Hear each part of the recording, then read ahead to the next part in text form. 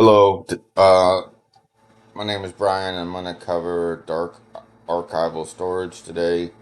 The purpose of archival storage is to preserve digital materials in an environment designed specifically to prevent unauthorized access, unintentional modification, and environmental degradation. The primary purpose is to protect digital content that must remain intact and unchanged for long periods of time. This includes historical materials, sensitive records, scientific databases, and institutional memory resources. Because digital data can degrade, become obsolete, or be accidentally altered, dark archives serve as a controlled preservation space where materials are stored for authenticity and longevity rather than convenience or frequent use. By isolating stored content from normal user interactions, dark archival systems reduce risks associated with everyday access, system vulnerabilities, software dependencies, and technical failures. The first step is the ingest stage. So the ingest stage introduces digital objects into the preservation environment. This process begins with creating a structured package that includes the file and all the metadata needed for long-term interpretation. Metadata may include descriptive elements explaining what the item is, administrative details, defining ownership and access rights, and technical metadata specifying formats, software dependencies, file structure, and creation information. During ingest, the archive verifies that the file is complete, readable, and properly formatted. Once all the components are prepared, the package enters the archive storage workflow. This stage is critical because any missing metadata or corrupted files introduced at ingest may compromise the ability to use or understand the material in the future. Step two is fixity. Fixity establishes whether a digital file remains unchanged from its original form. The archive creates a checksum, which is a cryptographic value that represents the exact content of the file.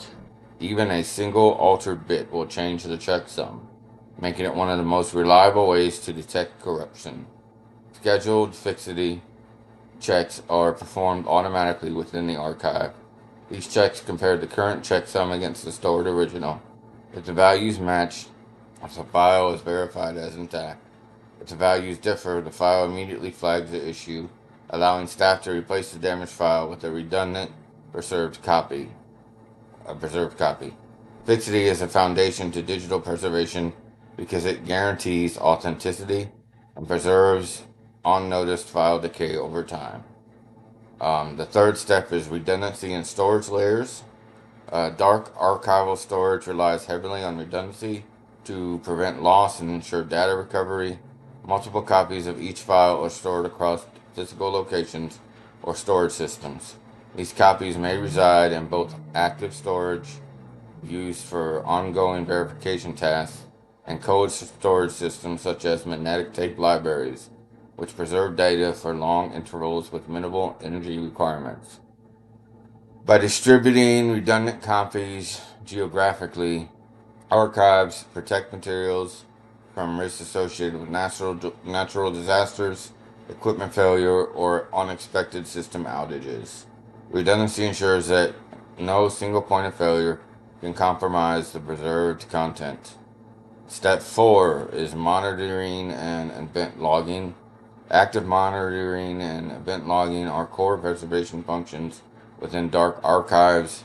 Monitoring includes tracking environmental factors such as temperature, humidity, and airflow, especially for cold storage systems where stability is essential. Hardware monitoring identifies failing components before they can damage stored content. In addition to environmental checks, the system logs every preservation event. Event logs document fixity, file migrations, system updates, and any corrective actions performed by staff. These logs provide a complete and transparent record of how a file has been managed throughout its life in the archive. This level of documentation supports institutional accountability and ensures future preservation specialists, or enables future preservation specialists to understand the history and the treatment of each digital object. Step 5. Controlled access and trigger events. Access to dark archives is intentionally limited. Users cannot browse, download, or modify stored content, which significantly reduces the risk of accidental or malicious changes.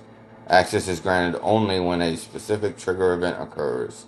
These events may include system or access system failures, legal requests for restricted content, institutional audits, or schedule um,